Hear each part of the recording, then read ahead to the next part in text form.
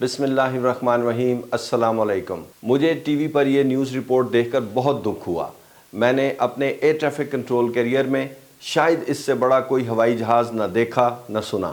اس وقت آپ مریا the dream کے تباہی کے مناظر دیکھ رہے ہیں۔ 6 پاورفل انجنز کے ساتھ یہ ہوائی جہاز خاص طور پر اسپیس کرافٹس کو لے جانے کے لیے ڈیزائن کیا گیا تھا۔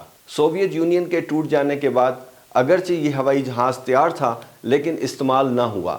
اتنے بڑے ہوائی جہاز کو استعمال کرنا مشکل نظر آتا تھا۔ پھر 90 کی دہائی میں اس ہوائی جہاز کو کمرشل کارگو سروس کے لیے استعمال کرنے کا فیصلہ کیا گیا اور اسے پوری طرح سے تیار کیا گیا۔ اس ہوائی جہاز نے ایویشن کی دنیا میں 240 ریکارڈ بنائے ہیں جو کہ منفرد ہیں۔ ایویشن لورز کی ایک بہت بڑی تعداد اس ہوائی جہاز کو دیکھنے کے لیے ہر اس ایئرپورٹ پر پہنچ جاتی تھی جہاں سے اس کا ڈپارچر یا ارائیول ہونا ہوتا تھا۔ مریا 80 کی دہائی میں ڈیزائن کیا گیا اور بنایا گیا۔ 1988 میں اس ہوائی جہاز نے اپنی پہلی پرواز کی اور ابھی تک اس ہوائی جہاز کو ہیوی مشینری، بھاری گاڑیوں، ہیلی کاپٹرز، ٹینکس، جنریٹرز، ٹربائنز اور آئل رگز کے پارٹس لانے لے جانے کے لیے استعمال کیا جاتا رہا تھا۔ کارگو ڈیوٹیز کے علاوہ یہ ہوائی جہاز ایک سٹار اٹریکشن کے طور پر ایئر شوز کی زینت بھی بنتا رہا ہے۔ جب رشیا اور یوکرین کی لڑائی شروع ہوئی تو دنیا بھر کی کارگو کمپنیاں جو اس ہوائی جہاز کو استعمال کرتی رہی تھیں اور ہوائی جہازوں کے شیدائی اس جہاز کے بارے میں بہت فکر مند رہے۔ یہ جہاز مینٹیننس کے لیے اینٹونوو ایئرپورٹ کے ہینگر میں کھڑا تھا اور اس کا ایک انجن اترا ہوا تھا۔ پھر ایک روز اچانک رشیا نے یوکرین پر حملہ کر دیا اور اینٹونوو ہوائی اڈے پر بمباری کی۔ اس بمباری میں یہ ہوائی جہاز تباہ ہو گیا۔ یہ ہوائی جہاز اینٹونوو کمپنی کارگو سروسز کے لیے استعمال کرتی رہی تھی۔ مجھے اپنے ایئر ٹریفک کنٹرول کیریئر میں اینٹونوو ہوائی جہازوں کے علاوہ رشین IL-76 اور IL-86 بھی ہینڈل کرنے کا موقع ملا۔ IL-76 کے ساتھ تو میری بہت سی یادیں وابستہ ہیں۔ پرانے لاہور ایئرپورٹ پر میری ڈیوٹی کے دوران ایک IL-76 PIA کی فلائٹ سے ٹکراتے بچا۔ یہ صرف اس لیے ہوا کہ IL-76 پر موجود رشین پائلٹس کو انگلش نہیں آتی تھی اور انہوں نے میری ہدایات کو غلط فالو کیا۔ یہ تو اللہ تعالیٰ کا شکر ہے کہ اس روز موسم صاف تھا اور PIA کی فلائٹ پر پائلٹس نے اپنے سامنے اس ہوائی جہاز کو دیکھ لیا۔ یہ پائلٹ بڑے معصوم دکھائی دیتے تھے، لمبے تڑنگے، گڈ لکنگ، مگر بہت معصوم، اور انگریزی ان کو آتی نہیں تھی۔ لاہور ایئرپورٹ پر ہم اس ہوائی جہاز کو اس طرح پارک کرواتے تھے کہ انہیں سٹارٹ اپ کرتے وقت ہوائی جہاز کو پش بیک یعنی ہوائی جہاز کو پیچھے نہ دھکیلنا پڑے، بلکہ وہ سٹارٹ کرنے کے بعد اپنے انجنز کی پاور پر ٹیکسی کر کے نکل جائیں اور سٹینڈ سے نکل جائیں۔ یہ بالکل ایسے ہی ہے کہ آپ اپنی گاڑی کار پورچ کے اندر نہ کھڑی کریں، بلکہ اس کے بجائے آپ گاڑی باہر روڈ پر ہی سیدھی پارک کر دیں تاکہ انجن سٹارٹ کرنے کے بعد سیدھے آگے کی طرف نکل جائیں۔ تو اس ہوائی جہاز کو ہم اس پوزیشن پر کھڑا تو کر دیتے تھے تاکہ ان کو لمبا چوڑا پش بیک ریورس کا طریقہ کار پورا نہ کرنا پڑے۔ پش بیک کرتے وقت اس ہوائی جہاز کے پچھلے کارگو ڈور سے کرین کی مدد سے ہوائی جہاز کو کھینچنے والی بھاری بھرکم ٹو بار یعنی راڈ نکالی جاتی تھی۔ پھر جب ہوائی جہاز پش بیک ہو جاتا تو اسے واپس ہوائی جہاز میں کرین کی مدد سے رکھا جاتا۔ اس سارے پروسیس کے دوران پائلٹ انجن سٹارٹ کر چکا ہوتا تھا اور انجنز کے شور سے ایک ہنگامہ برپا ہو چکا ہوتا تھا۔ میں نے نوٹ کیا کہ ایک مرتبہ جب یہ ہوائی جہاز لاہور آیا تو پائلٹ نے پہلے ہی ریکویسٹ کر دی کہ ہمارے پاس ہوائی جہاز کو پش بیک کرنے کے لیے ٹو بار نہیں ہے، اس لیے ہمیں ایسی جگہ پارک کروائیں کہ ہم اپنی اون پاور پر نکل جائیں۔ اس طرح کی پارکنگ کو ہم نوز آؤٹ پارکنگ کہتے ہیں۔ شاید ان کو یاد تھا کہ لاسٹ ٹائم ہم نے ان کو ایسی ہی پارکنگ دی تھی تو اس دفعہ انہوں نے وہی مانگ لیا۔ ایک آدھ دفعہ تو ہم نے اسے اس کی مرضی کی پارکنگ دے دی، حالانکہ ہمارا ایک راستہ ٹیکسی وے بند ہو جاتا تھا۔ اگلی دفعہ پھر جب پائلٹ نے یہی کام کیا تو میں نے اپنے باس کو انٹرکام پر رابطہ کیا اور انہیں بتایا کہ پائلٹ نے نوز آؤٹ پارکنگ ریکویسٹ کی ہے جو میں پوری نہیں کر سکتا۔ انہوں نے ہنستے ہوئے مجھے کہا کہ تم اس ہوائی جہاز کو پارکنگ سٹینڈ کے اندر نوز ان کھڑا کر دو۔ میں نے انہیں کہا کہ سر اس کے پاس تو ٹو بار نہیں ہے اور یہ پش بیک نہیں کر سکے گا اور سٹینڈ پر پھنس جائے گا، اسی لیے تو میں نے آپ کو فون کیا ہے۔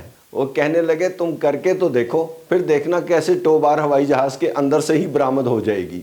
بہرحال میں نے ہوائی جہاز کو پائلٹ کے احتجاج کے باوجود نوز ان پارک کروا دیا۔ जब रवानगी का वक्त आया तो मैंने देखा कि उन्होंने हवाई जहाज़ के पीछे वाला कार्गो डोर खोला और टो बार क्रेन की मदद से बाहर निकाल ली और मज़े से हवाई जहाज़ को पुश बैक करके बाहर निकाल लिया। ये पायलट्स इंग्लिश ना आने और अपने मासूम चेहरों की वजह से हमारे दिल नर्म कर देते थे अपनी बात पूरी करने के लिए। मैंने फ़ोन पर बॉस को बताया कि आपकी बात तो ठीक साबित हुई। आप यकीन नहीं करेंगे, एक रोज़ मैंने इन पायलट्स को कंट्रोल टावर में एक अहम बात समझाने के लिए बुलाया। दरअसल मुझे उन्हें ये समझाना था कि स्टार्टअप के वक्त इंजन की पावर नहीं खोलनी, क्योंकि पीछे छोटे हवाई जहाज़ खड़े हैं और वो डैमेज हो सकते हैं। मुझे जब उन्हें समझाने में मुकम्मल नाकामी हुई तो मैंने उसके कंधे पर हाथ रखा और उसे कहा, मिस्टर लुक हेयर, और दूसरे हाथ से मैंने मोटरसाइकिल स्टार्ट करने का एक्शन करके उसको दिखाया और फिर उसके हवाई जहाज़ की तरफ इशारा करके उसको कहा, know do not open power. और फिर जिस तरह मोटरसाइकिल का एक्सीलेटर दबाते हैं उस तरह बताया, नो नो नो। वो मेरी बात समझ गया और मुझे कहने लगा, ओके ओके माय फ्रेंड। पता नहीं क्यों उनके जाने के बाद भी मुझे यकीन नहीं आया कि उन्हें इंग्लिश नहीं आती। आइए अब ज़रा इस कैटेगरी के एक और शाहकार हवाई जहाज़ AN-22 को देख लें। एंटोनोव हवाई जहाज़ों ने दुनिया में इतना कार्गो उठाया है कि बाकी सब मिलकर भी ना उठा सके होंगे। पुरानी टेक्नोलॉजी लेकिन काबिल भरोसा और काबिल एतमाद। रशियन ज़बान में लिखा हुआ कॉकपिट का हर इंस्ट्रूमेंट और उड़ाने वाले मजबूत और ताकतवर पायलट्स यकीनन एविएशन लवर्स के लिए एक शानदार नज़ारा है। अब मैं आपको इन रशियन कार्गो हवाई जहाज़ों की दुनिया से निकाल कर रशियन पैसेंजर हवाई जहाज़ों की तरफ लिए चलता हूँ।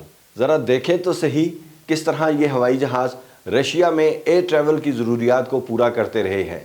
नंबर 1, सुखोई सुपरजेट मुसाफरों के लिए 3000 किलोमीटर रेंज के साथ एम्ब्रेयर जेट्स और बम्बार्डियर CRJ सीरीज़ के हवाई जहाज़ों का मद्दे मुकाबिल कम अखराजात के बायस ये दूसरे हवाई जहाज़ों पर सबकत ले जाता है और रशिया के अंदर के रूट्स के लिए अहम तरीन हवाई जहाज़ है। Number 2, Irkut MC-21 narrow body 210 मुसाफरों की कैटेगरी वाला ये हवाई जहाज़ 6000 किलोमीटर तक सफ़र कर सकता है और एयरबस 320 और बोइंग 737 मैक्स का मद्दे मुकाबिल है।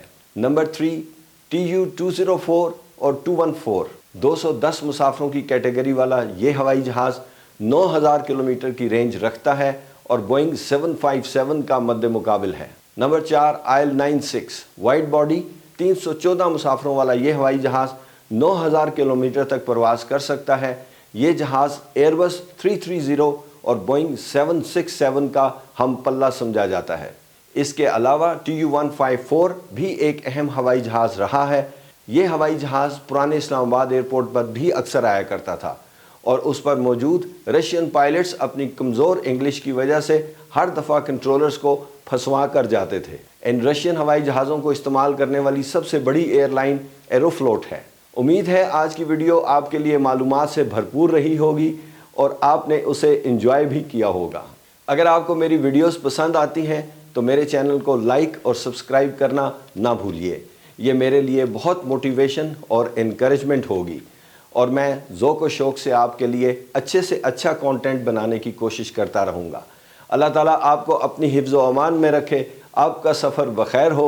नेक्स्ट वीडियो तक के लिए इजाज़त चाहता हूँ। अल्लाह हाफ़िज़।